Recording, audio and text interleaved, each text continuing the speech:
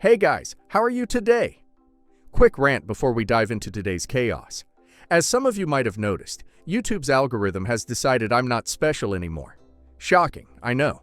So now if you don't like, comment, or do a little backflip in the algorithm's honor, this video might just vanish into the void, never to be seen again. Seriously though, even a hi or "this is wild" in the comments helps way more than you think. It tells YouTube, hey, people actually like this channel. Maybe don't hide it from everyone. That can really help push my videos out to a wider audience, not just to my subscribers. So if you enjoy these stories and want to support the channel, that's the best way to do it. Now grab a drink, get comfy, and enjoy the drama. You won't want to miss this one. My husband and I have been married for 2 years, and up until last weekend, I would have said we had a good marriage. Not perfect, of course, but stable, solid. We'd been friends before we were ever a couple, and that friendship made everything feel grounded and secure. What complicates things, and has always been a quiet footnote in our relationship, is the fact that he once dated my sister. It was years ago, back when they were both 16. They were in high school, and it was the kind of teenage relationship that felt serious at the time, but faded quickly when life moved forward. He stayed in state for college, while my sister went out of town.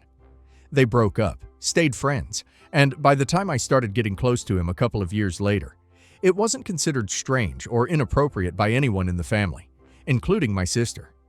She had moved on with her life and never seemed bothered that I was dating someone she once dated as a teenager. She even told me she was happy for us when we first started seeing each other. Over time, she became genuinely supportive. She was my maid of honor when we got married. She helped me plan parts of the wedding.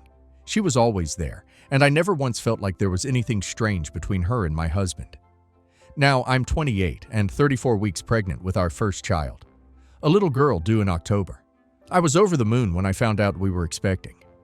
Pregnancy hasn't been easy, physically or emotionally, but it's been one of the most meaningful things I've ever gone through. I've had every emotion under the sun since the second I saw the positive test, but overall, I've felt loved and supported, especially by my husband. He's been attending all the checkups, cooking for me, massaging my back, and treating me with so much tenderness that I really believed we were becoming stronger than ever. My family has a long-standing tradition of gathering for dinner every 3 months. It's one of those big extended family events where everyone reconnects, aunts, uncles, cousins, grandparents, all sitting around one long table filled with food and noise. When I found out the baby's gender, I thought it would be the perfect place to do a reveal. My sister offered to coordinate the surprise, suggesting she be the only one who knew the gender in advance and that she'd order the cake for the big reveal. I thought it was sweet of her to offer, and I trusted her completely. I had no reason to question anything.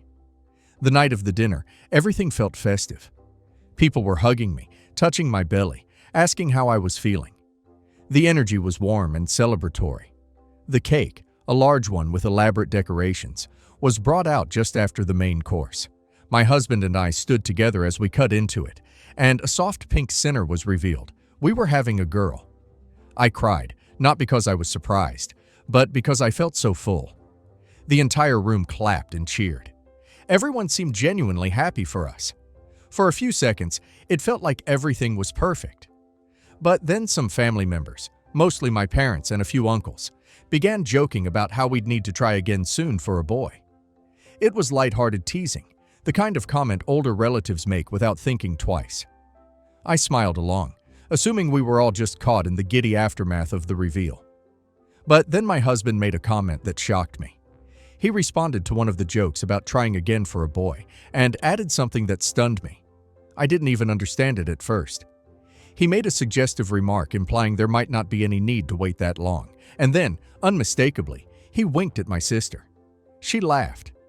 Not in discomfort or confusion, but in agreement. It was a familiar, knowing kind of laugh. Something about the way she smiled made my skin crawl. I stood there, still holding the cake knife, and felt my entire body freeze.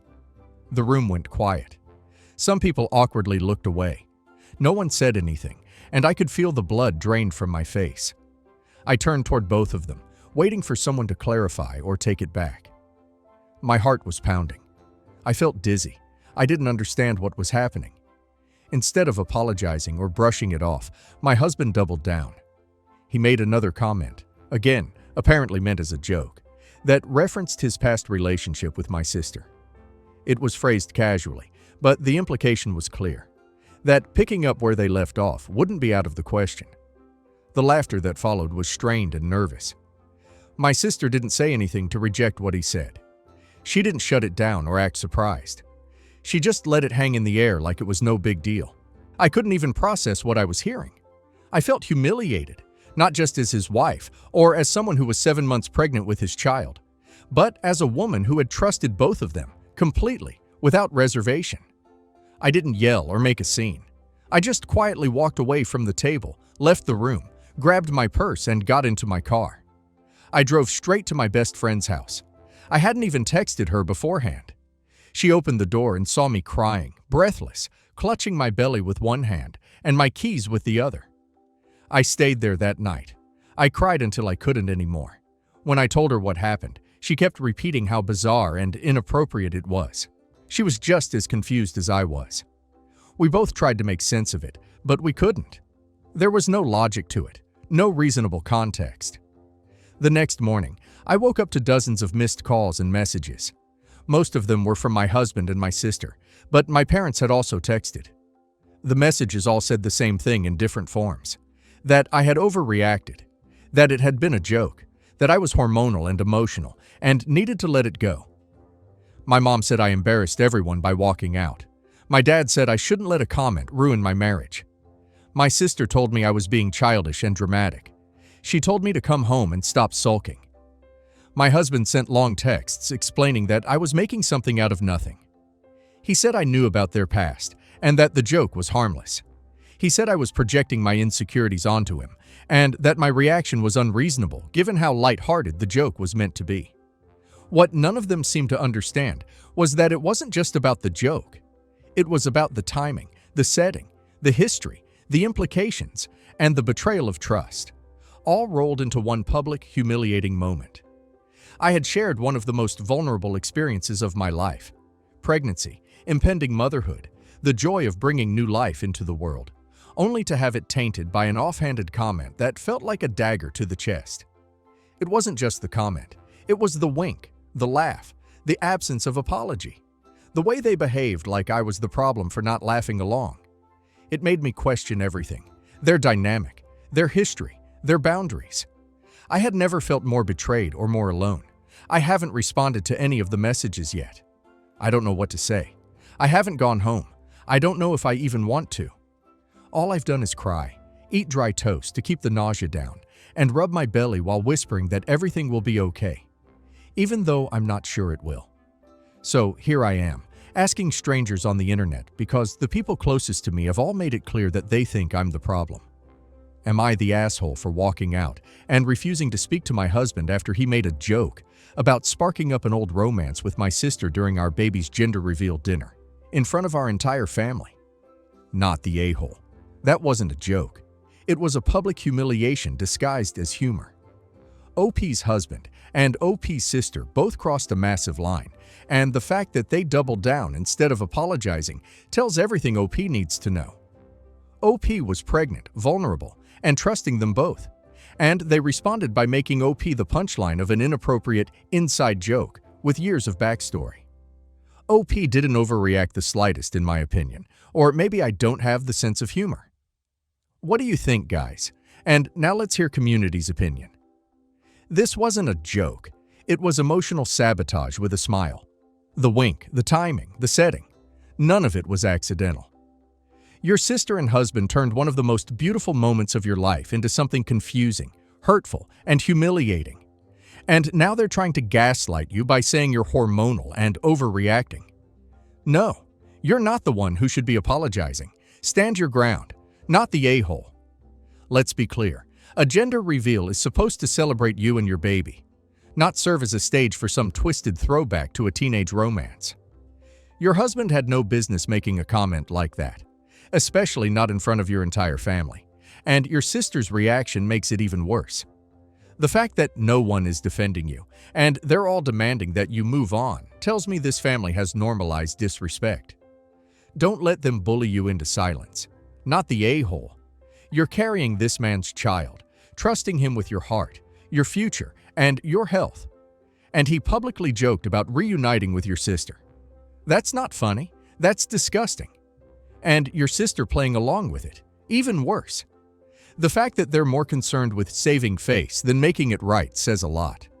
You owe them nothing right now. Focus on your baby, your peace, and your well-being. You are 1000% not the a-hole. I moved to the city 25 years ago after uni to kickstart my career. After 5 years of saving, I was able to buy my first flat, where I still lived when virus hit. After months of working from home, it became clear that I no longer needed to be living in an expensive city and decided to sell up and move to the country. So that's what I did.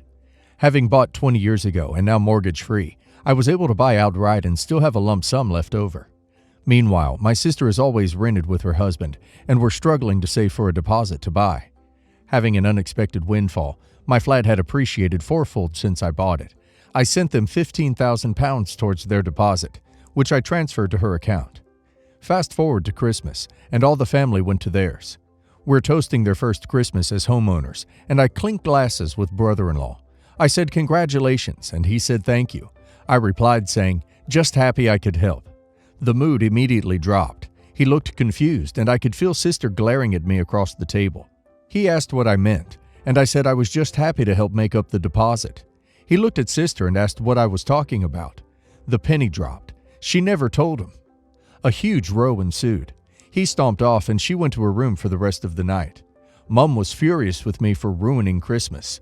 I had no idea, although with hindsight, I should have twigged when she bought a new car when they were supposedly saving for a house. I wasn't bothered about the money, as I would have gifted it regardless of how they used it. But she didn't tell him, and somehow the ruined Christmas was my fault for triggering the argument. Am I the a-hole? Edit 1. She never asked for help or even hinted. I only told her after the transfer. She messaged back, surprised but super excited, saying, "We can't thank you enough." We. I assume she told him. I never mentioned it to any other friends or family, even parents, and it was never mentioned again. Edit 2.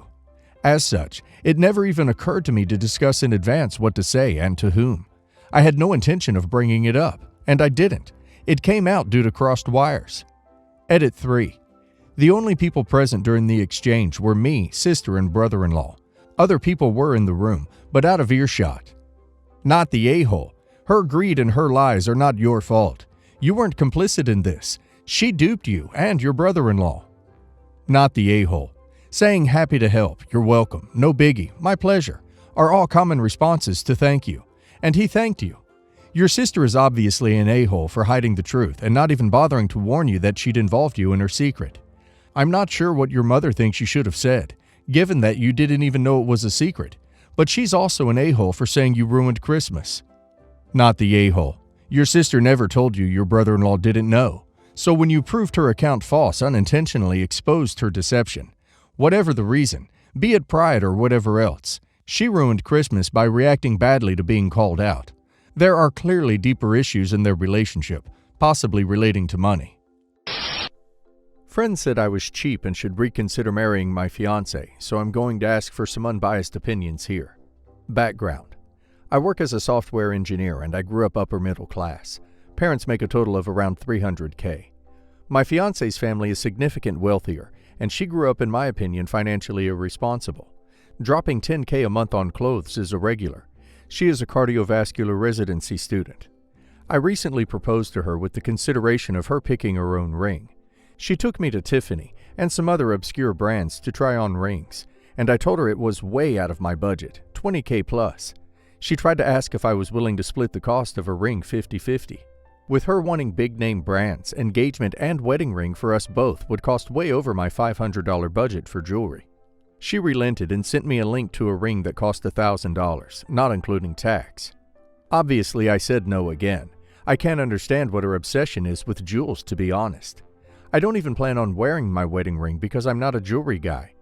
When I told my fiancée, she just gave me a yikes, rolled over, and went to sleep. A couple days later, our mutual friend, from her middle school, high school, and my university, said I'm being too cheap.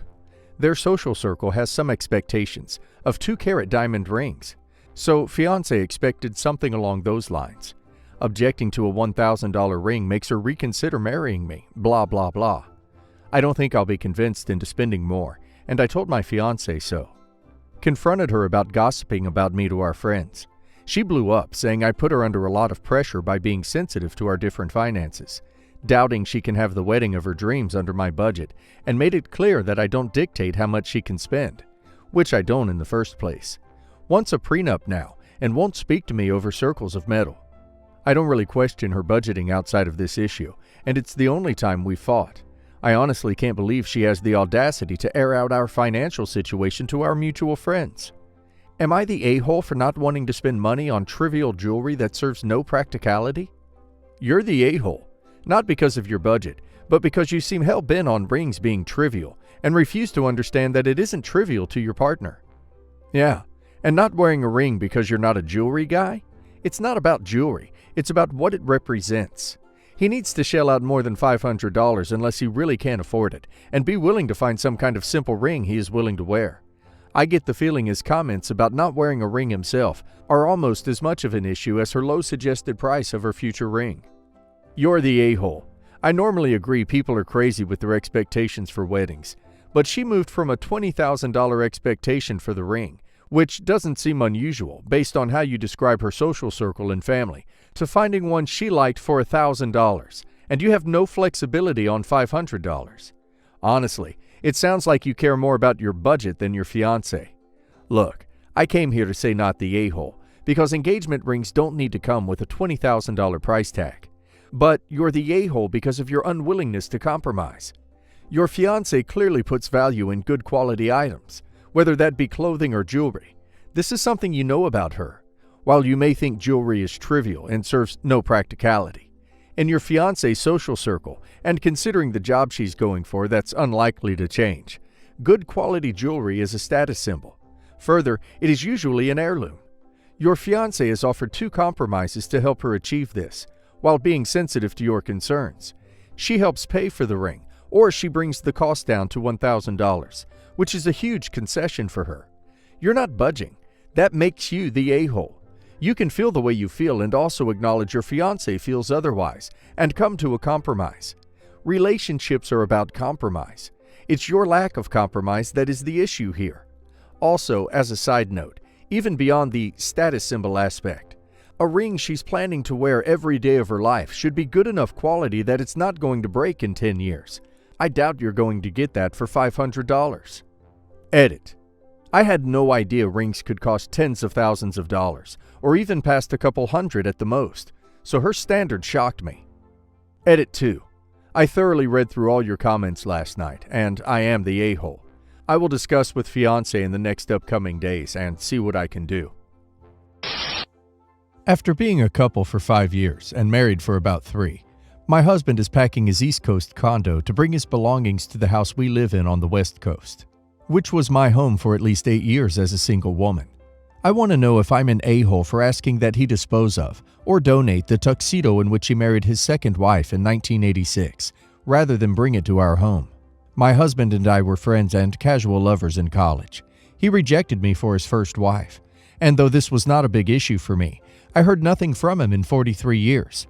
When he contacted me 5 years ago, he was separated from, by his choice, but not divorced from, a second wife.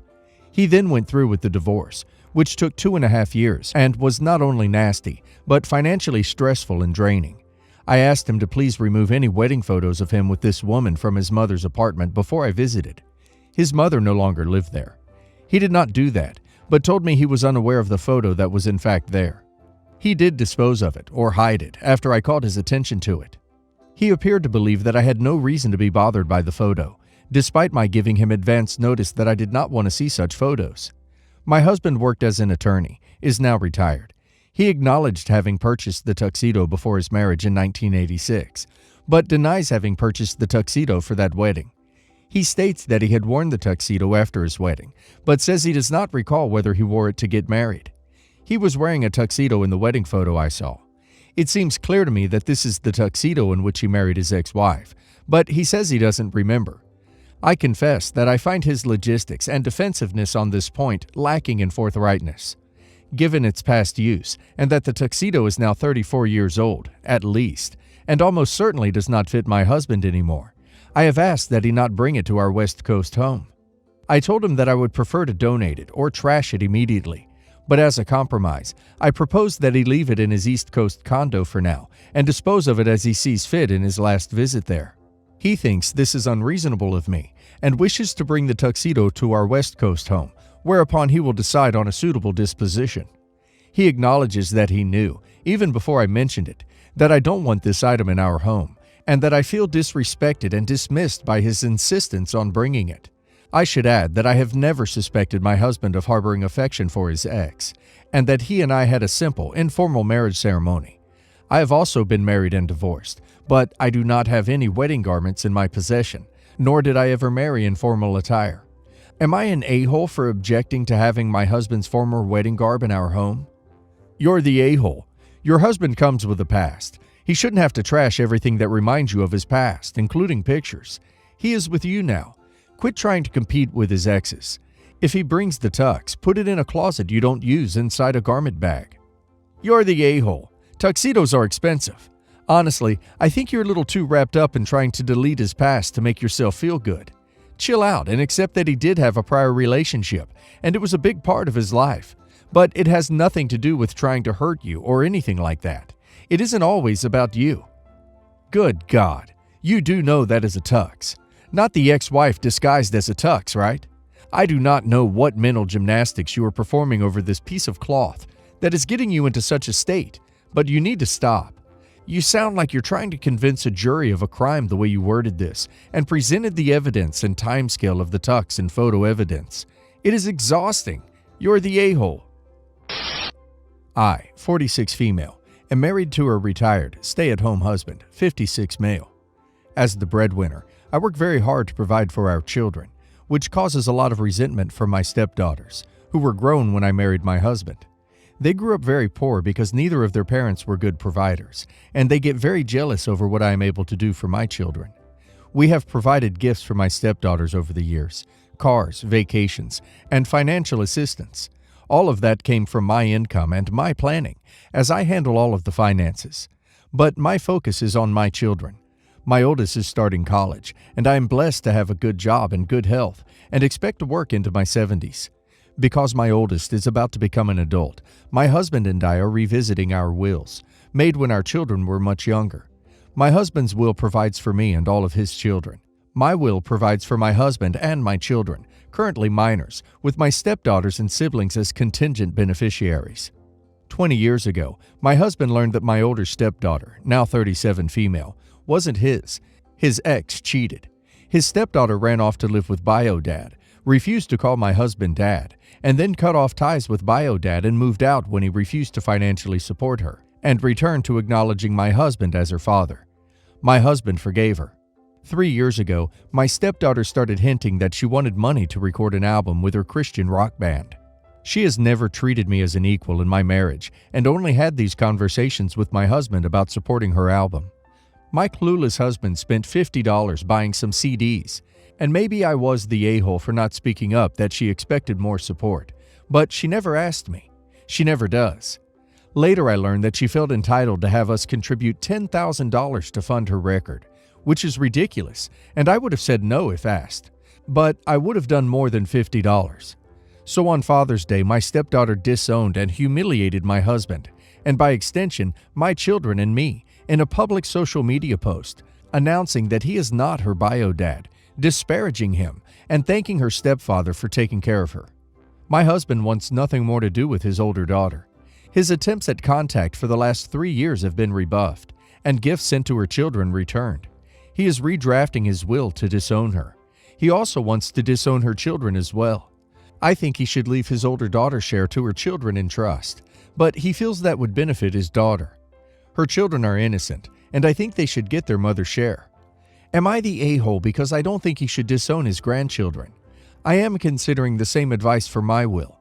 Bypass the stepdaughter and leave her share to the kids. No a-hole, but at the end of the day, you should not pressure him into it. It needs to be his choice.